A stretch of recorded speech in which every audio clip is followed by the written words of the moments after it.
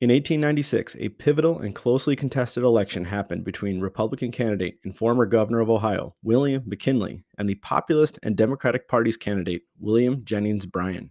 This election occurred 3 years into one of the worst economic depressions in U.S. history. It was called the Panic of 1893 and lasted through the mid 1890s.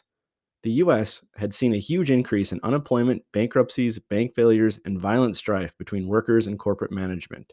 This era is also referred to as the Gilded Age, a time where rapid industrialization and economic growth had led to a powerful and extremely wealthy class of owners and managers, but also a time of incredible urban poverty, political corruption, and many farmers struggling with debt and lower commodity prices. The two candidates for the 1896 election, McKinley and Bryan, had very different campaigns and platforms, as the conservative Republican McKinley ran a front porch campaign in which McKinley would give periodic speeches to reporters from his home, but did very little campaign across the country, while his campaign manager, Mark Hanna, did much of the work of utilizing newspapers and campaign propaganda to promote McKinley and attack Bryan. The Democrat and populist candidate, Bryan, ran a vigorous campaign, barnstorming the country, giving speeches at campaign rallies on the back of his train when it made stops. Bryan promised huge reforms in the monetary system that he laid out in his famous Cross of Gold speech. Specifically, Bryan wanted to pursue the policy of currency inflation by taking the U.S. off of the gold standard and opting for a bimetallism standard of both gold and silver. This would help his base of beleaguered farmers that would see their prices for their goods like wheat and corn rise, thereby making it easier for the farmers to pay their mortgages and loans to banks, and possibly also make a profit. He also argued for other major reforms, including expanding democracy by passing an amendment to directly elect senators instead of being appointed by state legislatures.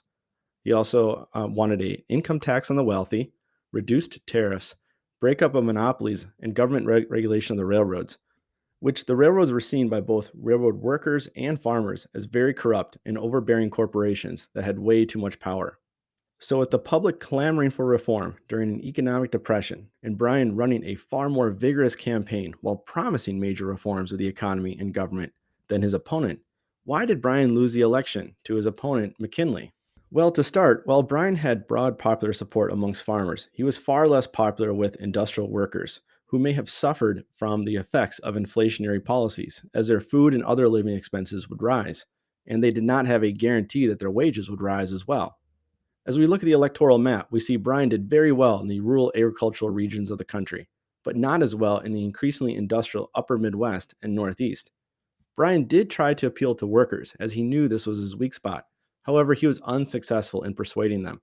This was in part due to our next reason, McKinley's campaign. While McKinley himself was rather low key with his front porch speeches, his campaign manager, Mark Hanna, was aggressive with getting newspapers, the main media of the day, on the side of McKinley.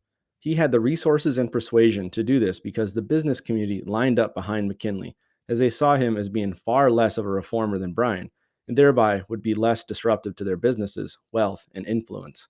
The money and influence of McKinley's backers were effective at funding the political propaganda aimed at industrial workers to convince them that Bryan was a radical and his economic policy would be disastrous for them, and that McKinley represented prosperity with a, quote, sound money policy. Finally, Bryan had a hard time uniting Democrats as well. He was seen by some in his own party as a radical. The People's or Populist Party had also nominated Bryan. This worried the conservative Bourbon Democrats, who formed a separate National Democratic Party and nominated Senator John M. Palmer. While Palmer did not receive a large amount of popular support, it did hurt Bryan in closely contested states like Kentucky. So, to sum up, while the U.S. was ripe for a reform minded candidate because the Gilded Age era problems of inequality, corruption, and the Panic of 1893, this wasn't enough to carry the reformer and populist candidate William Jennings Bryan to the White House, as he was still unable to find support outside of his farmer base. His opponent McKinley had powerful backers and an effective campaign, and the Democratic Party was not united in support of Bryan. While Bryan will never become president, his and his populist party ideas of regulation of the railroads, an income tax, the breaking up of monopolies, currency reform, and the direct election of senators will be influential in the following decades by a different group of reformers called the progressives, people like Teddy Roosevelt and Woodrow Wilson, that will pass legislation and amendments to achieve those previously populist aims.